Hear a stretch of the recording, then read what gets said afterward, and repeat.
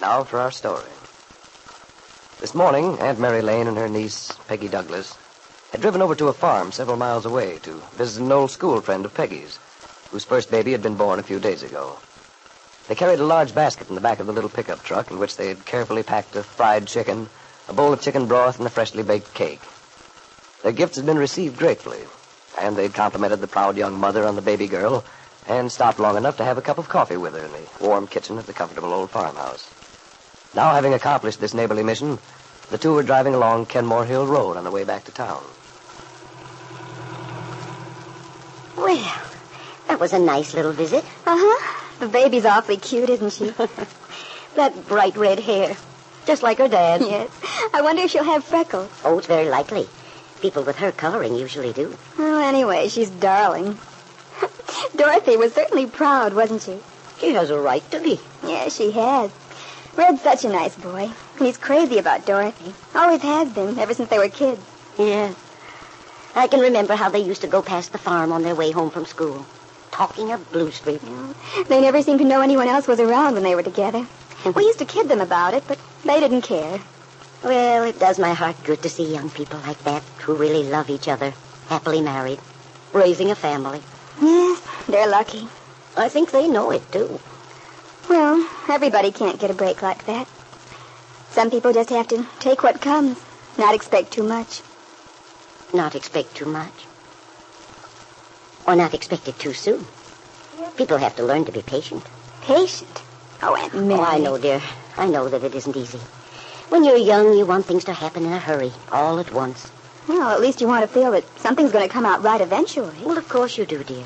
But you see, that's why you have to be patient. Give things time to work out the right way. But how can you be sure they will, Aunt Mary? Well, perhaps you can't be sure, Peggy. That would be asking a great deal. But you can be true to yourself. Be true to what you know in your heart is right. Then if you do that, 9 chances out of 10, you'll be on the right track. Maybe. But sometimes it's awfully hard to know what is right. Oh, look, Aunt Mary, there's a place Nicholas talked about buying. Where? Over on the right. Oh, I can't look and drive both. Oh, yes, I know this place very well. Nice view of the house from here. Mm-hmm. I remember when it was built. That was in, well, let's see now. Randy must have been about 14. He was so curious and interested. He hung around for weeks getting in the way of the carpenters. They finally gave him some lumber just to get rid of him. I remember. He made some bookshelves for his room. Oh, so he did. It's a darling place. Yes. Nicholas and I came over several times. Sort of planned what we'd do, if we had it. Nicholas even got in touch with the owners. Yes, he told me about it. He found out that David Bowman's bank holds a mortgage on the place. And David promised to give him first option if he decided to buy it. I don't suppose he's done much about it since then, has he? Nicholas? Well, no. He sort of let the matter drop for the time being. Well, it's probably just as well. Especially since he knows he could buy it, if he decided to.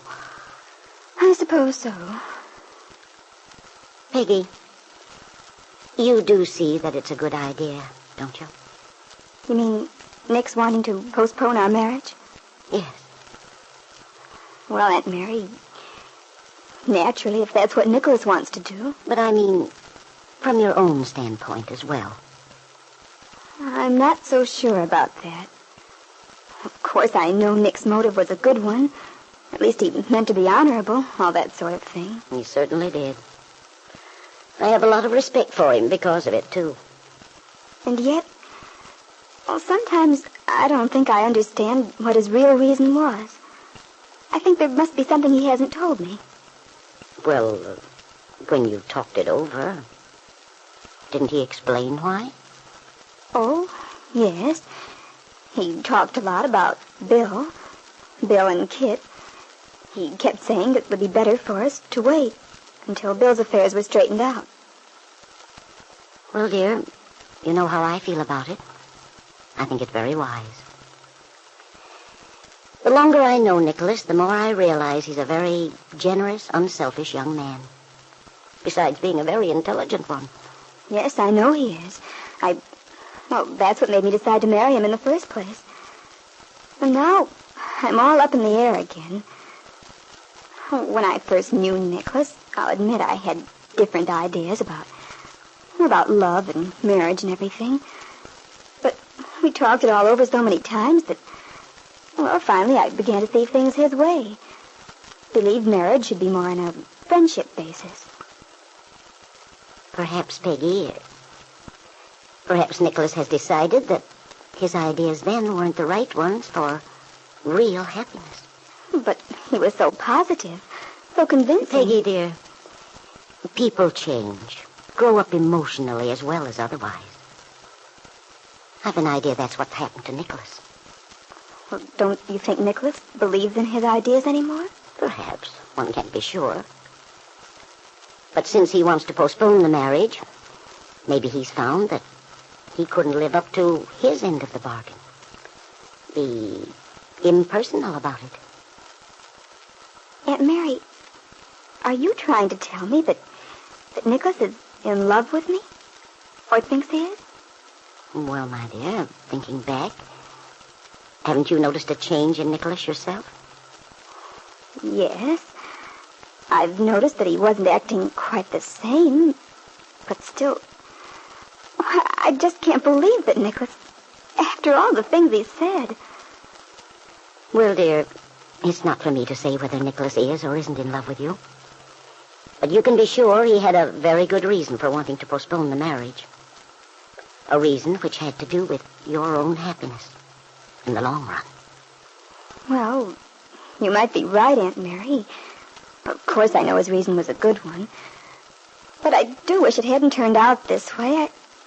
I did so want to get everything settled, over and done with. Yes, dear. But you don't get things settled just by rushing into something in order to run away from something else. But, Aunt Mary, if Nicholas hadn't changed, I'm sure I could have been happy. In a sort of way. In a sort of way, Peggy? What kind of happiness is that?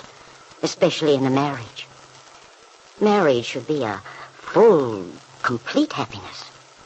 With no ifs about it.